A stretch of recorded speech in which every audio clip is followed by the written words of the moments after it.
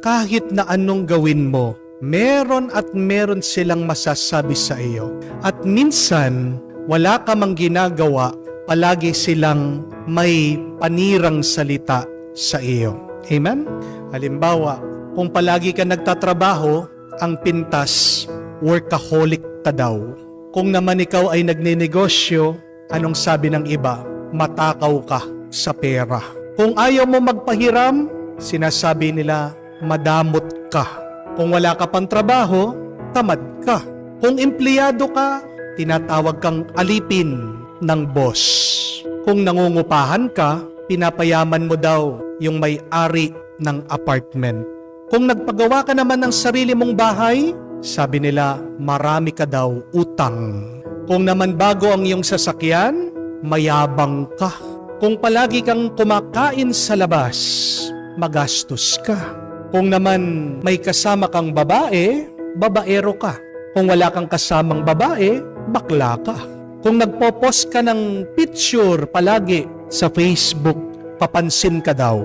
Kung wala ka naman pinopost sa Facebook, anti-social ka. Kung naman meron kang tattoo, kriminal ka daw. Kung naman po palagi ka nagme-makeup, maarte ka. Kung mataba ka, matakaw ka. Kung payat ka naman, may sakit ka daw. Kung maingay ka, KSP ka. Kung tahimik ka naman, may problema ka. Sang kalulugar? Di ba ang hirap? Minsan wala ka nang ginagawa, meron pa rin panira ang ibang tao sa atin. Pero pinapaalala sa atin yan ng unang pagbasa. Minsan, nagpapakabanal ka, ginagawa mong kagustuhan ng Diyos. Merong mga tao na magpaplano pa na ikaw ay patayin at pabagsakin. Kung paano din, ito ang pinahayag ng ating Panginoon na kahit na siya ay gumagawa ng mga milagro, kahit siya ay tumutulong sa mga tao, kahit na binabalik niya ang bayan ng Diyos muli sa Ama, ano daw ang gagawin sa Kanya? Siya po ay dadakpin, siya po ay papahirapan, siya'y ikukulong, siya'y ipapako, siya'y papatayin. My dear friends, expect that in our life. There will be people who will make our life difficult. Bakit? Bakit merong mga taong ganyan? Kasi gusto ng mga iba nakalamang sila. Tignan nyo na, dito mismo sa mga alagad ng ating Panginoon, meron na nakikiusap na umupo sa kanan, sa kaliwa, pag ang ating Panginoon ay nakapunta na sa kanyang kaharian. Merong gustong mauna, merong gustong maglamang. At saan po nang gagaling yung kagustuhan na ibaba yung iba para nakaangat sila? Galing po yan sa kasalanan ng kataasan. It comes from the sin of pride. And remember, the first sin that has been committed by the devil himself, previously an angel, is the sin of pride. Ang tanong, merong mga taong puno ng pride, mapagmataas, pilit tayong binababa, sinisiraan, ginagawang mahirap ang ating buhay, ano ang dapat nating gawin? Una, tumahimik lang po tayo. Be silent and allow God to fight for you. Remember, my dear friends, that God will never allow any harm to be experienced by you. Because God hears the conversations of people. Naririnig ng Diyos ang lahat ng ating mga pangungusap. Alam din ng Diyos ang nasa isip at puso natin. Ang Diyos mismo ang mag-iiwas sa atin sa mga masasamang tao. Pero walang magagawa ang Diyos kung ikaw naman mismo nilalapit mo ang iyong sarili diyan sa mga masasamang tao. Di po ba? Ang Diyos, ilalayo ka niya sa mga masasamang tao. Pero walang magagawa ang Diyos pag ang isip mo naman nilalapit mo diyan sa mga masasamang tao. O pag yung mga masasamang tao, ang kanilang mga comment, ang kanilang mga paghuhusga, palagi mong nilalagay sa iyong isip at puso. Walang magagawa ang Diyos diyan. God will always keep us safe. And yet, God cannot do nothing if we put ourselves in harm's way. So, my dear friends, Be silent and stay away from wrong people. Do not be involved in other people's business. Tandaan niyo po, kung ano man yung tingin ng ibang tao sa iyo, wala kang pakialam dun. Opinion nila yon. But do not allow their opinion to define you. Yan po yung problema na napakarami sa atin eh. Nadidepress tayo, nalulungkot tayo, na-frustrate tayo dahil lang meron tayong narinig na pinag-uusapan tayo ng ibang tao. That is their opinion. Kasalanan mo kung nagpapa-apekto ka dun sa sinasabi ng ibang tao. Mga kapatid, isa lang dapat ang ating pakinggan. Kung ano ang sinasabi ng Diyos tungkol sa atin. Pansinin niyo po, pag palagi mong pinakikinggan yung tingin ng ibang tao sa iyo, madidepress ka, malulungkot ka. Pero kung palagi mong pinakikinggan, ano ba ang tingin ng Diyos sa iyo? Ano ba ang sinasabi ng Diyos tungkol sa iyo? You will be inspired. Matutuwa ka, magagalak ka. Yan ang magbibigay sa iyo ng panibagong lakas. Be defined by God's will. Know what God wants for your life. At pangatlo't kahuli-hulihan, kung merong mga tao na naninira sa iyo at ikaw na lang ang pinag-uusapan, binababa ka, binabagsak ka, itaas mo ang mga taong ito sa Diyos. Do what the prophet Jeremiah did. He prayed for these people. He talked to God about the plot of these people against his life. Do not fight your battles alone. Kung hindi mo kaya, kaya ng Diyos. Kasi mas makapangyarihan ang Diyos kesa sa iyo. Amen? Remember, my dear friends, that we cannot please everybody. But it is not very hard to please God. Just trust Him, just love Him, just obey Him. Those are the simple things that can immediately pleases God. But remember, life is a journey. It is not a competition. Magiging mas mahirap ang ating buhay pag ikaw ay nakikipag-unahan sa iba. Pag ikaw ay nakikipagtaasan sa iba. Paglalakbay po ang buhay.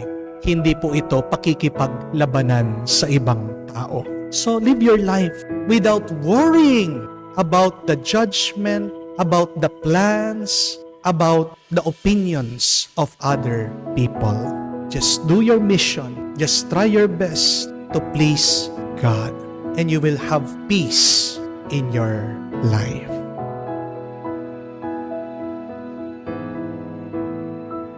Ang nagbababa sa iyo ay nakababa sa iyo. Ang naninira sa iyo ay sira. Ang nagsasalita ng pangit tungkol sa iyo, pangit. Pangit ang ugali. Di ba merong kasabihan, alam mo na nasira ulo niyan. Pag pinatulan mo, ano ka? Hindi, sira din ang ulo mo. Pag pinatulan mo, yung nagbababa sa iyo, ano ka nun? Mababa din ang level mo. Pag pinapatulan mo yung naninira sa iyo, ano ka nun? Sira ka din. Pag inaway mo yung nagsasalita ng pangit sa iyo, ano ka? Pangit din ang ugali mo. Pangit ka din. Paalaala po, let us stay above these people. Let us stay positive and good. Stay beautiful inside and out. Bakit kailangan nating higitan itong mga taong ito? Why do we need to be above them? Because we are followers of Jesus Christ. Sinasabi ni Jesus sa ating ebanghelyo, the one who comes from above is above all things. Ang sinusundan natin galing sa langit. Hindi siya galing dito sa mundo. Hindi siya galing dito sa baba. Nanggaling siya sa langit at siya'y higit sa lahat. Ang ginagawa ni Jesus, ang ginagawa ng Diyos, tayo ay hinihigot, hinihila pataas. Tapos papa-affect ka dito sa mga nagbababa sa iyo. Tapos susunod ka, makikinig ka dito sa mga naninira sa iyo. Tapos dadamhin mo yung pangit na salita ng iba. Hindi ka nagiging totoong disipulo, alagad ni Jesus, na nanggaling sa taas at tinataas tayo. Remember that. You should be better than them. You should be above them. You should stay positive, beautiful, inside and out.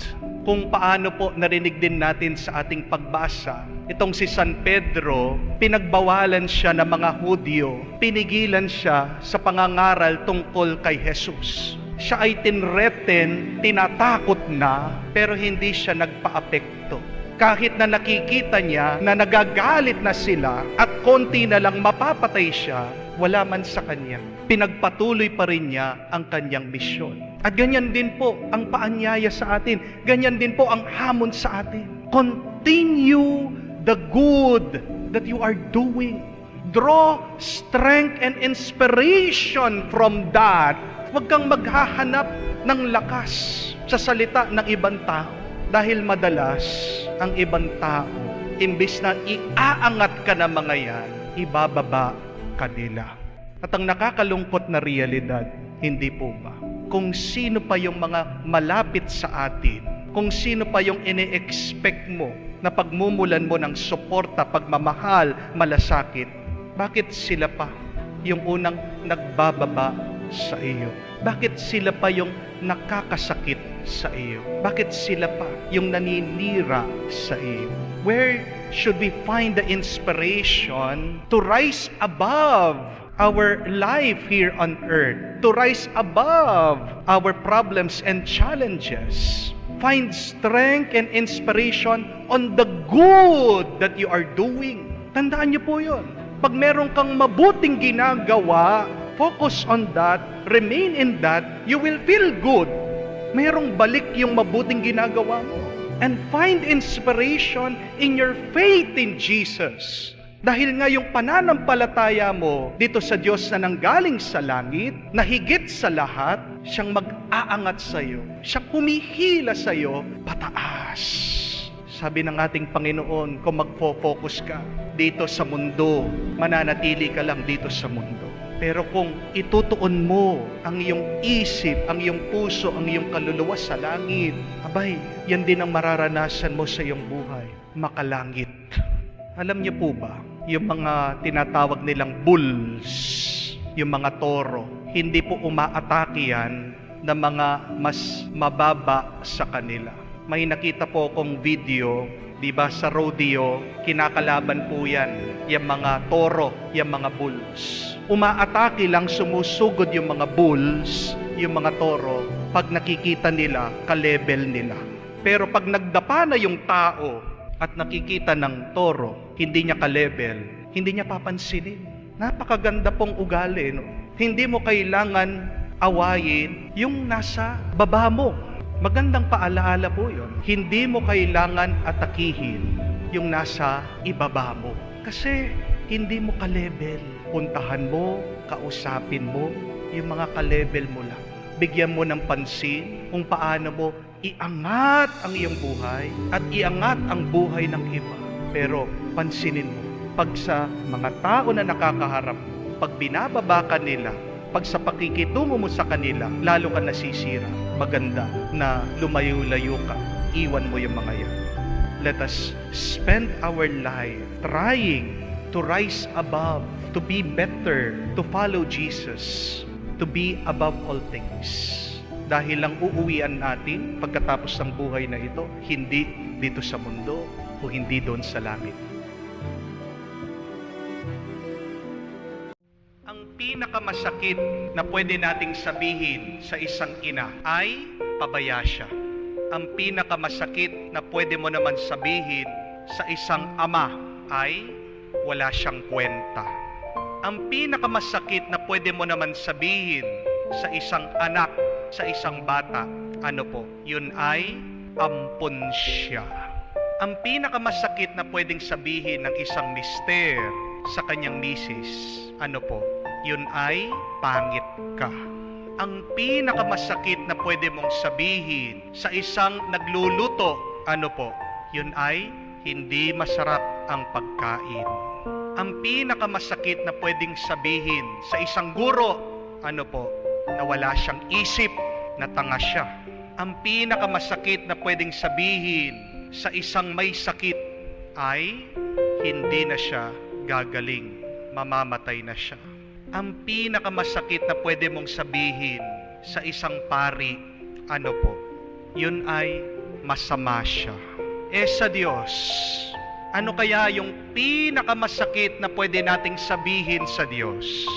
Ito po, narinig po natin sa ating ebanghelyo. Sinabi, pinarinig, pinaramdam ng mga tao sa ating Panginoon na siya daw po ay demonyo. Diyos siya, tao siyang mabuti at banal, gumagawa siya ng milagro, tumutulong siya sa mga tao, nilalapit niya ang mga tao pabalik sa Diyos, pero napakasakit na marinig niya at sabihan siya na isa siyang demonyo na naninira, na isa siyang demonyo na masama. Pero ang nakakapagtaka, ito naman, wala tayong narinig sa ebanghelyo na nasaktan ang ating Panginoon. Wala tayong narinig sa mabuting balita na si Jesus ay nalungkot at nagdamdam. Pinagpatuloy pa rin niya ang kanyang misyon. Pinagpatuloy pa rin niya ang kanyang pagtuturo. Pinagpatuloy pa rin niya ang kanyang pagpapagaling. At bakit? Bakit hindi nasaktan si Jesus kahit na sinabihan siya ng masakit? Ito ay dahil naiintindihan niya na ang kanilang sinasabi tungkol sa kanya ay isa lang opinyon at ito ay hindi katotohanan. And we should also learn that, my dear friends, that in our life, we would hear a lot of opinions about us, of who we are, what we are doing. But whenever you hear these bad words, remember, they are just opinions. They are not the truth. Yan ay sarili lang nilang haka-haka. Yan ay sarili lang nilang pagtingin. Yan ay gawa-gawa lang ng kanilang isip. Pero tandaan mo, hindi yan ang buong katotohanan kung sino ka. Gusto ba nating malaman kung sino ba tayo talaga? Isa lang ang dapat natin palaging pinakikinggan, yan ay ang Diyos. Dahil mas kilala tayo ng Diyos kesa sa mga ibang tao. Mas kilala tayo ng Diyos kesa sa kung paano natin kilalang ating sarili. God knows us better than we know ourselves. Dahil mababasa niyo po kay Prophet Jeremiah, I know you because I formed you in your mother's womb. Nasa sinapupunan pa lang tayo. Nakikita na tayo ng Diyos. Ginagawa na niya tayo. Kahit nga ang ating mga buhok bilang, alam niya. Kung gusto mong malaman ang katotohanan tungkol sa iyong sarili, palagi kang lumapit sa Diyos. Palagi kang makinig sa Diyos. Minsan kailangan din nating matuto na huwag pakinggan ang ating sarili. Bakit? Kasi po, pansinin niyo, minsan din o madalas, mali ang ating pagtingin sa ating sarili. Sometimes we judge ourselves. Sometimes we see our flaws. Sometimes we believe that we are bad. Sometimes we underestimate ourselves. Pag masasama ang iyong mga naiisip tungkol sa iyong sarili, huwag mong pakinggan. Ang dami na nga taong naninira sa iyo, pati ikaw sisiraan mo pa sarili mo. Ang dami na nga ng mga tao naghuhusga sa iyo, pati ikaw huhusgaan mong sarili mo. Pabayaan mo ang Diyos siyang mangusap. Pabayaan mo ang Diyos siyang magsalita. Pabayaan mo ang Diyos siyang magpakita kung sino ka ba talaga. At mabibigla ka sa sasabihin niya. Mabuti ka, mahal kita, dahil ginawa kita. Kaya napakasarap, hindi po ba, na magbalik sa Diyos, na makinig sa Diyos. Dahil tunay nating nalalaman kung sino talaga tayo. Stop listening to the opinions of others. Stop believing your opinion about yourself. There is only one truth that is important, and that is the truth coming from God.